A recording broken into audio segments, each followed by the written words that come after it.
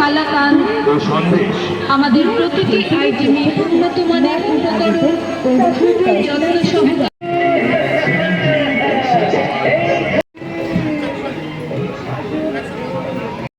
মাত্র 30 টাকায়। কভার চাকু পাচ্ছেন মাত্র 30 টাকায়। কাঠের চাকু পাচ্ছেন ডাল ভাজা পাচ্ছেন মাত্র 30 টাকায়। সময় নষ্ট হলে আপনি বাড়ি চলে যাবেন মেলা থেকে, কিন্তু আপনার কেনা হবে না দারুণ